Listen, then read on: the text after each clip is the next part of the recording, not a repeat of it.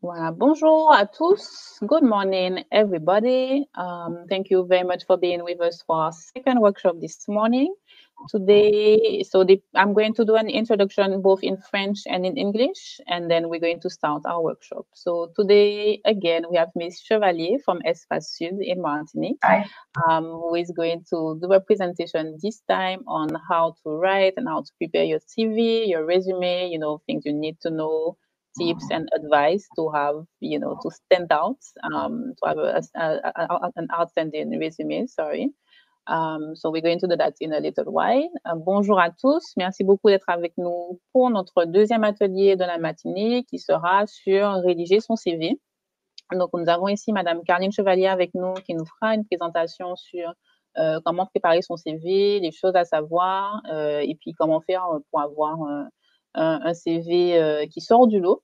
Donc on en reparlera tout de suite. Donc comme pour le premier atelier, pour ceux qui étaient là ce matin avec nous, donc nous aurons une présentation de Mme Chevalier. Vous pouvez poser vos questions ici dans le chat et nous y répondrons à la fin de l'atelier. Petite précision, essayez de garder les questions au maximum sur le sujet de l'atelier, comme Mme Chevalier puisse y répondre.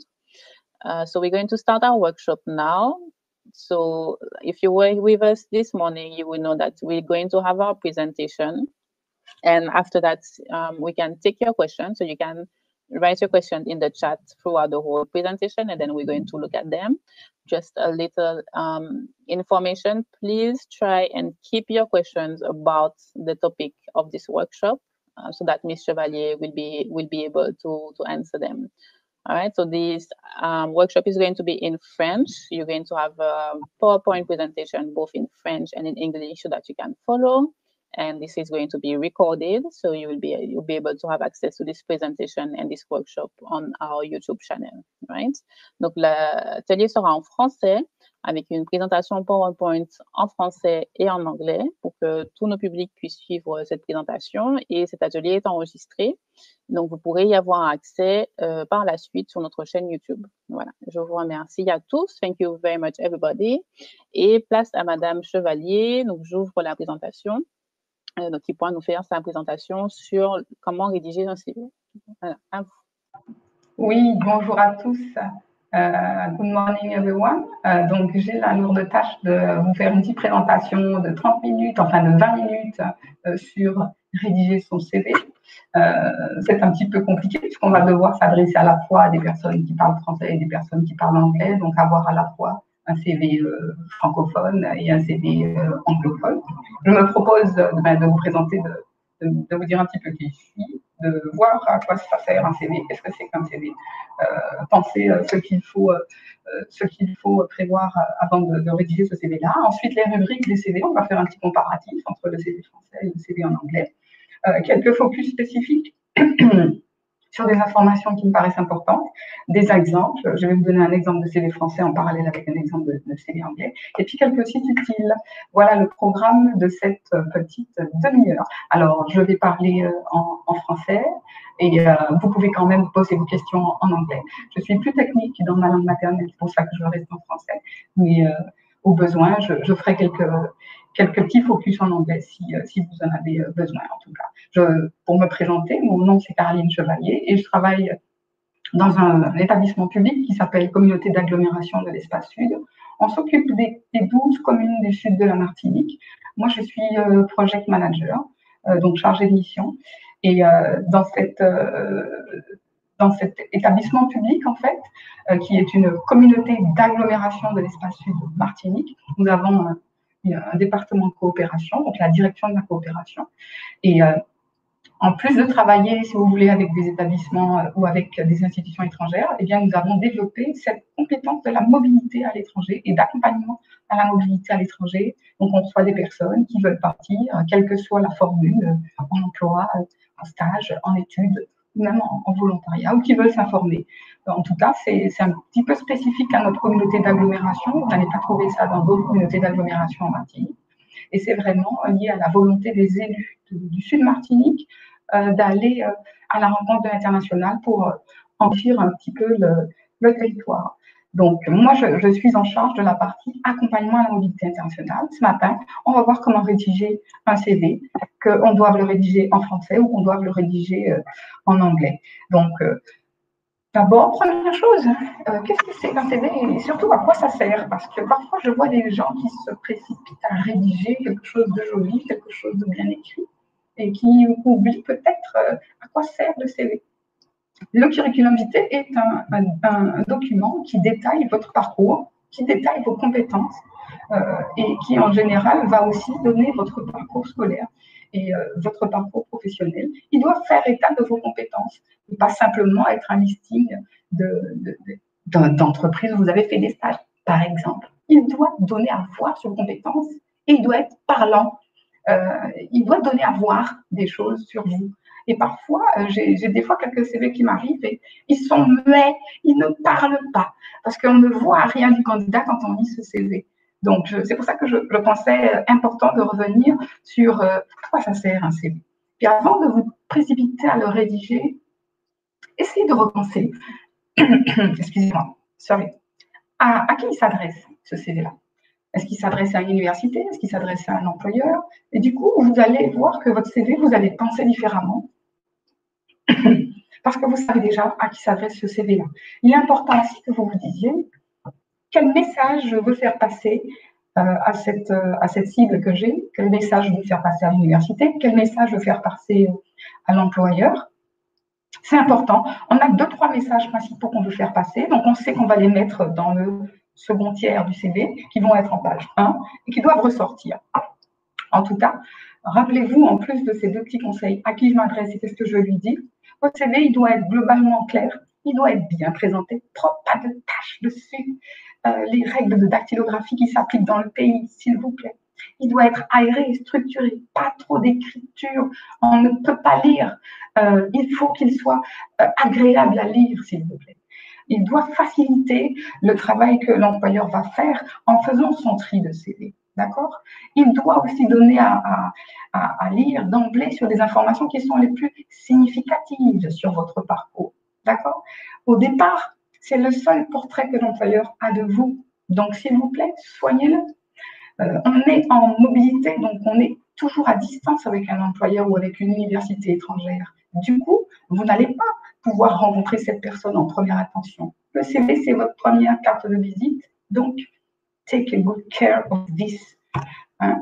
Prenez vraiment soin de ce CV. C'est votre premier échange. Alors, let's compare le CV français et le CV en anglais. Donc, sur la partie de gauche de l'écran, vous avez le CV britannique. La source, c'est le réseau des services publics de l'emploi européen, c'est EURES. Sur la partie droite de l'écran, vous avez le CV français. Alors, je l'ai quand même rédigé en anglais, ces conseils-là, for our English-speaking attendees. Le CV français, je l'ai rédigé en anglais. Je veux que vous voyez un comparatif des 2 CV. Vous avez donc un CV français qui vient du Pôle emploi, French Public Employment Service, d'accord? Et vous avez des sections qui sont très similaires. Section état civil, d'accord? S'il vous plaît, pas de traduction des adresses. Je l'ai vu, c'est pour ça que je vous le dis. Le numéro de téléphone, comment me joindre depuis l'étranger, d'accord? Dans la section état civil, vous avez la même chose aussi dans le CV pour les anglophones. Votre situation familiale, si elle n'est pas pertinente pour l'employeur et pour le poste que vous visez, vous n'avez pas besoin de mettre que vous êtes célibataire ou d'accord, donc on met des informations pertinentes. C'est à vous de savoir ce que vous souhaitez y mettre dans cette partie état civil, personal detail pour les Français qui vont faire leur CV en anglais et état civil pour les autres. Alors, on n'est pas obligé de mettre le headings état civil ou personal detail, on met directement son nom et puis directement son adresse et les modes de communication. D'accord? Ensuite, on a dans le CV anglais pour les francophones, quelque chose auquel les francophones n'ont pas trop l'habitude, c'est de mettre une phrase d'objectif professionnel. Alors, l'objectif professionnel, ce n'est pas juste une phrase bateau qu'on a trouvée sur Internet et puis qu'on met. Il doit être quand même ciblé. Il doit quand même permettre de voir votre spécialité. D'accord? On ne va pas faire quelque chose à copier-coller ailleurs. On va faire une rubrique là qui est destinée à présenter brièvement son objectif professionnel et son profil, ou pour une université, ce qu'on veut bien sûr faire. Ce n'est pas une lettre de motivation, là, c'est juste une phrase d'objectif professionnel. Pour les anglophones, for the English-speaking attendees, in French, we don't write objectif professionnel. We just put the title. The title can be your occupation, your targeted occupation. Donc, on ne va pas mettre de phrase objectif, on va juste mettre un titre. It's up to you to see if you want or no. Put a position, a targeted position. Okay, but just a title for the French CV. La partie expérience professionnelle, c'est un petit peu la même chose. On la retrouve des deux côtés. On la retrouve sur le CV anglais pour les Français. On la retrouve sur le CV français pour les Anglais. Expérience professionnelle. On doit commencer par l'expérience la plus récente et terminer par la plus ancienne. Parce que qu'est-ce qui intéresse l'employeur? L'employeur, il veut savoir ce que vous venez de faire. Donc, on va devoir commencer par ce qui est le plus récent et non pas ce que vous avez fait il y a 10 ans. Donc, même si c'est contre-intuitif pour vous, commencez par la plus récente expérience professionnelle. On est à peu près sur encore une fois, des contenus qui sont similaires. Ensuite, on a la partie formation. La partie formation, elle doit permettre d'expliquer un petit peu les diplômes que vous avez eus. On reviendra, on fera une focale sur la partie formation tout à l'heure. For our English-speaking attendant, we have heading specific skills knowledge. Vous allez y rajouter en fait des éléments qui vont valoriser votre profil, d'accord? Donc, on peut y mettre des compétences comme des compétences dans le domaine digital ou des compétences de langue. La partie éducation aussi, vous allez devoir expliciter vos diplômes. Vous allez devoir parfois un petit peu dire ce que vous avez suivi comme cours et trouver surtout l'équivalent dans le système que vous visez. Donc, l'ordre des rubriques, par contre, si vous appliquez pour une université, peut-être qu'il faudra mettre la rubrique Education en premier.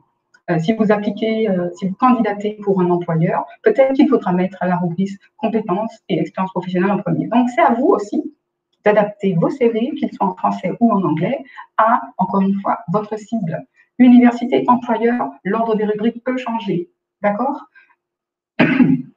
Ensuite, on est à la rubrique autres compétences aussi dans le CV anglais qu'on peut rajouter. Si c'est un plus, on va le rajouter. Puis on a une rubrique pour les Français qui écrivent un CV en anglais, une rubrique informations complémentaires. Vous allez l'appeler comme vous voulez. Vous allez rajouter, par exemple, que vous avez le permis de conduire. Ne mettez pas permis B, parce que permis B, c'est quelque chose de français et ça ne parle pas du tout à notre employeur. Donc, cherchez encore une fois comment ça se dit. Le plus simple, on met Full Clean Driving License, c'est le plus simple. Pour les anglophones, vous allez mettre aussi permis de conduire, simplement. Vous n'avez pas besoin de mettre permis B, permis de conduire. Et puis, une différence très importante entre le CV anglais pour les francophones et le CV français pour les anglophones, c'est qu'on va mettre des références dans le CV anglais pour les francophones. Alors que ça, les Français n'ont pas du tout l'habitude des références. Ils n'ont pas forcément vous les demander. Alors, cela peut être différent si certaines universités vous demandent des références, mais a priori, pour un stage dans une entreprise française, la référence n'est vraiment pas demandée. D'accord? Par contre, il est important de rajouter le plus des activités extra-professionnelles qui vont vous donner des compétences en plus. Là, vous pouvez les rajouter. Donc, à retenir sur cette comparaison entre un CV français, un CV en anglais pour les Français et un CV en français pour les Anglais, et ça quasiment avec les mêmes rubriques. Une différence importante, par contre, sur les références. Les Français n'ont pas l'habitude d'avoir le recours aux références. Peut-être que les étudiants en anglais ont plus l'habitude, mais du coup, pour les étudiants français ou les candidats français, c'est un petit peu plus difficile. Ils se disent, mais c'est quoi référence? Bon, alors, on n'est pas obligé de mettre directement le nom des gens. On peut mettre la phrase références disponibles sur demande, donc references available upon request.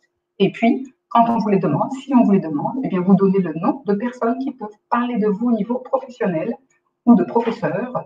Donc, ça, c'est quelque chose que nous ne connaissons pas trop habituellement. Et quand vous allez aller à l'étranger, vous, étudiants francophones, il faudra vous y mettre vos références.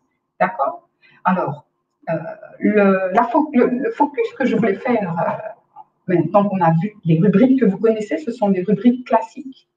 Le focus que je veux faire là, il est sur la partie éducation. Je vous ai mis un comparatif des systèmes scolaires en France, parce que c'est ce qui s'applique en Martinique, hein, c'est pour ça que je marque France. Et puis, en Grande-Bretagne, certains de vous qui viennent des Antilles anglaises, ça peut leur parler. Essayez de voir où je suis dans le système britannique pour voir où je suis dans le système français pour que dans vos CV, dans la rubrique Education, dans la rubrique Diplôme or Training, vous mettiez quelque chose qui parle à l'employeur de l'autre côté. D'accord? Donc, il y a des tableaux qui existent. J'ai trouvé le tableau qui est assez utilisé entre les équivalences de diplôme France, Grande-Bretagne. Ça peut vous parler. J'ai trouvé pas de tableau similaire pour les États de la Caraïbe, mais si on fait un comparatif avec, par exemple, Sainte-Lucie, toute la partie formation professionnelle pour les universités, c'est assez simple. On va retrouver des appellations que vous connaissez. Ça peut être un petit peu plus compliqué sur la partie professionnelle. Dans le coin inférieur droit, vous avez les NVQ, CVQ, qui sont donc des qualifications caribéennes. National Vocational Qualification, ou Caribbean Vocational Qualification, ce sont ces qualifications professionnelles dans lesquelles les Français peuvent être un petit peu perdus. Or, il va falloir que s'ils veulent aller en stage dans un pays qui a ces intitulés, qu'ils s'y habituent. Donc, ça, c'est un petit tableau qui vous reprend toute la scolarité dans l'OECS, mais c'est dans le coin inférieur droit qu'on voit un petit peu plus les qualifications qui pourraient être importantes si on est demandeur d'emploi et qu'on veut se positionner sur un stage pour parler son langage à un employeur qu'on ciblerait. Parce qu'au niveau des universités, c'est assez aisé. Puis je vous ai rajouté également l'exemple de Sainte-Lucie pour la partie des qualifications professionnelles. C'est un tableau qui se lit du bas vers le haut. En NVQ Level 1, c'est une formation professionnelle Level 1, ça peut équivaloir à un CAP en France. NVQ Level 2, c'est un niveau technicien, donc c'est Bac à Bac plus 2. NVQ Bac à Bac plus 2. NVQ Level 3, c'est un niveau superviseur. On va dire que c'est quelqu'un qui, au niveau professionnel, a un niveau licence pro.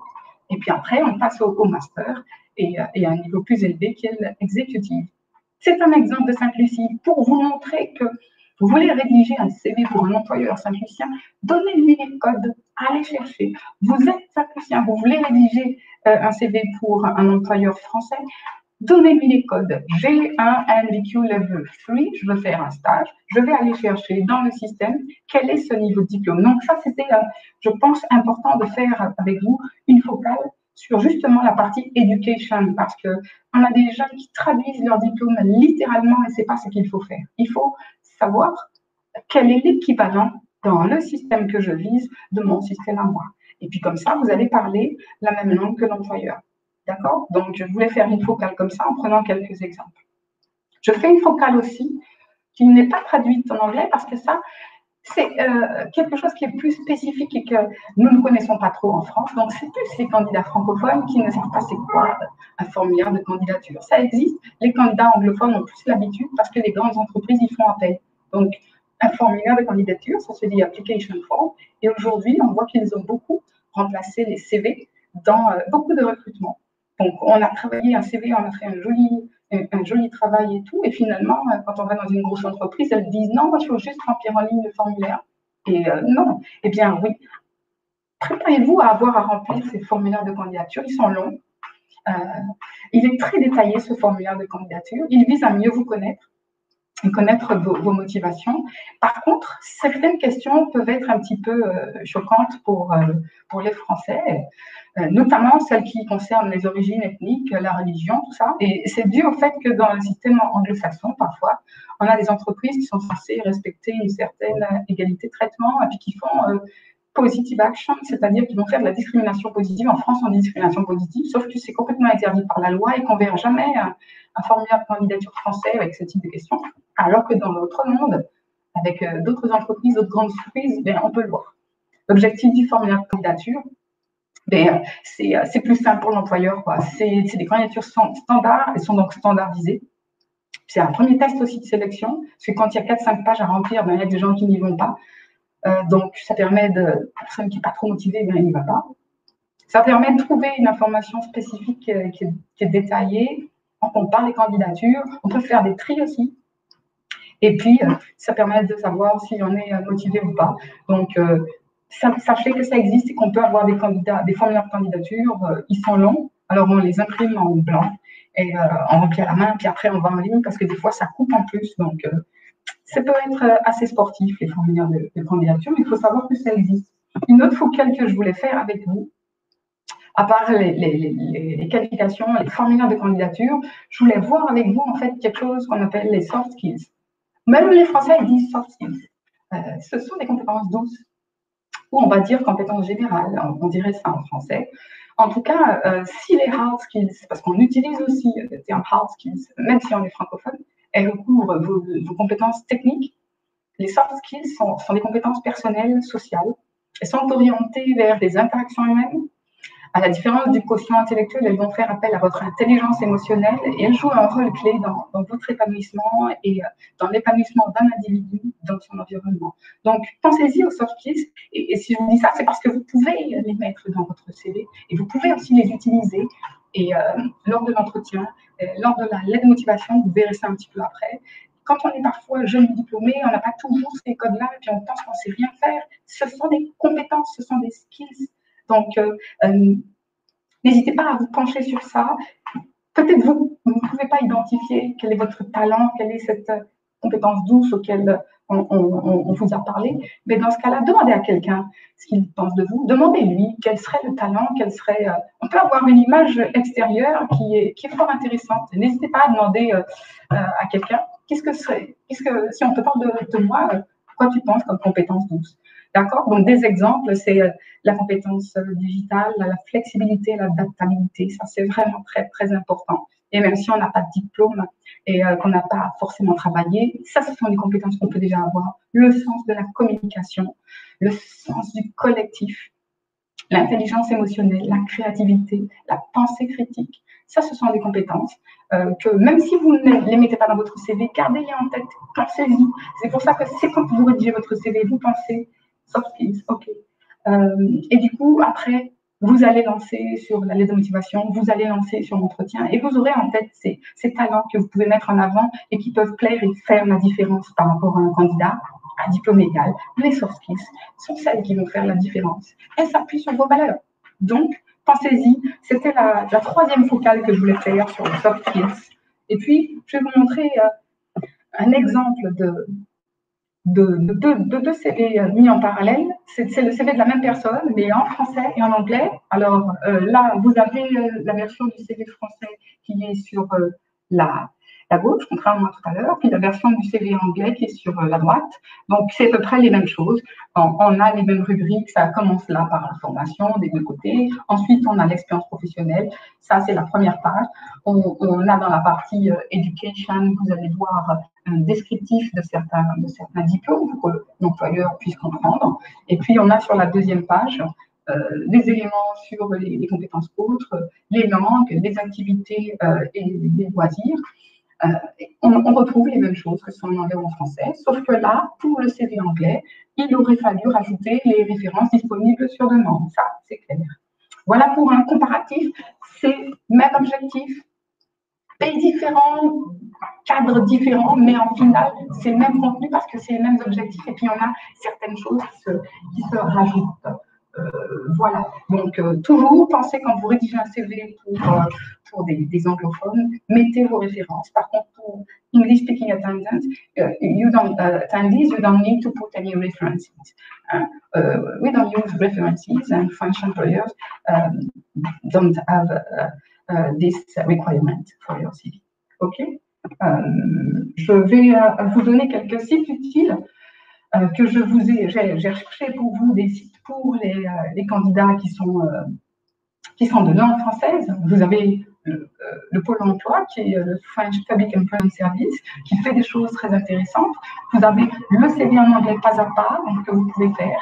Vous avez également des choses qui sont plus sur la Caraïbe elle-même, avec Caribbean Jobs, qui peut vous donner aussi des conseils sur le CV.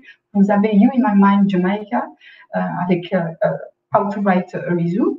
Et puis, vous avez aussi pour peut-être les locuteurs d'origine haïtienne qui assistent à cet atelier, le novelliste qui avait fait un article qui date un petit peu, mais qui est très intéressant sur le CV est-il vraiment utile en Haïti. Moi, je le trouve très bien. Pour un CV français pour les candidats étrangers, études en France qui participent justement au réseau ayant à un CV qui est pas mal. Vous avez aussi France Alumni, puis vous avez aussi le Pôle emploi, Public Employment Service, pour un CV en français. Par contre, tous les conseils vont être en français, ça va vous faire travailler un petit peu. Et toujours pour parler du Public Employment Service, French Public Employment Service, le Pôle emploi, on a des petites vidéos qui sont pas mal, c'est des petites vidéos qui sont de 2-3 minutes. Ça s'appelle On est là pour vous. Je vous en ai mis 2 en exemple. Madame Chevalier? Oui. Oui, on va devoir conclure dans 2 minutes et on a quelques questions aussi. Ok. Juste les vidéos sur les soft skills et sur le CV. Je vous donne quelques mots-clés, quelques points clés à retenir pour votre CV avant de terminer. Objectif défini, CV synthétique, présentation irréprochable, point fort illustré, de l'authenticité. Pensez à faire relire votre CV par un natif du pays, s'il vous plaît, pour éviter les erreurs. Et je vous rajoute aussi qu'au niveau de la langue, vous pouvez mettre que vous pratiquez le créole si c'est le cas, et que vous êtes même bilingue français-créole, si c'est le cas pour les Haïtiens, pour les Saint-Luciens ou pour les Martiniquais guadeloupéens. N'hésitez pas, c'est une langue et elle peut servir quand on veut travailler, par exemple, dans les services sociaux. Voilà, j'ai terminé. Si vous avez des questions, je vais essayer d'y répondre. Alors, le CV peut-il être utilisé plus d'une fois? Oui, bien sûr, si vous avez le même type de cible, oui, le CV peut être utilisé plus d'une fois. Moi, je dirais qu'on peut avoir plusieurs versions de CV. Et qu'il faut l'adapter à chaque fois qu'on va l'utiliser. J'ai des fois des gens qui me disent, mais je veux pas mettre mon âge, ça change tout le temps. Ça change pas tout le temps, un âge, ça change une fois par mois, et je pense que votre CV, une fois par an, et je pense que votre CV, vous pouvez l'actualiser au moins une fois par an, parce que vous avez fait des choses en 12 mois. Donc, je vais l'utiliser plusieurs fois, mais je vais l'actualiser surtout, et je vais l'adapter au contexte. La photo, c'est pas une plus-value, la photo. Donc, sauf si vous appliquez sur un poste où c'est une hôtesse d'accueil ou sur certains castings, là, oui, vous avez une photo. Sinon, pas de photo. Ça prend de la place, ça alourdit les choses. C'est pas la peine de mettre la photo. Nombre de pages max, je dirais minimum 1.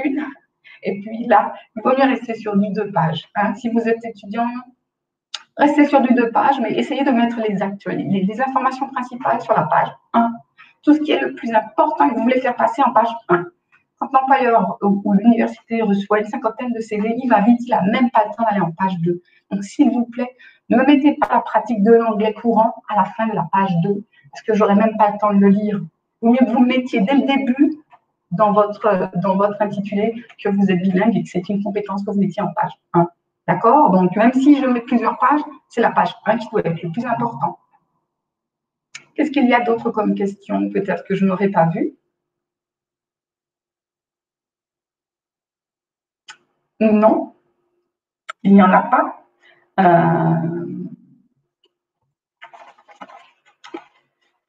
Je n'ai rien de plus à rajouter, si ce n'est le créole, ça peut être utile. Par exemple, moi, je travaille un petit peu avec le Canada. Je peux vous dire que quand on travaille dans des services sociaux, le créole, ça peut être utile parce qu'on a des personnes qui viennent d'Haïti et que des fois, on peut installer une confiance avec des personnes quand on parle cette langue-là avec eux. Donc, n'hésitez pas. C'est une langue, c'est une culture.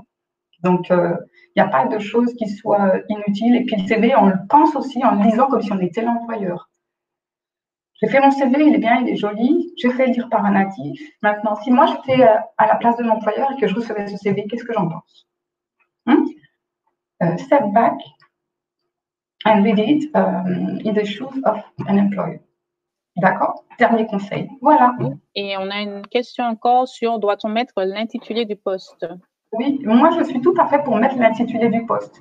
Alors, si vous êtes francophone et que vous allez sur un stage dans un pays anglophone, mettez une phrase d'objectif ou l'intitulé. Donc, vous allez chercher le nom de votre métier dans ce pays-là.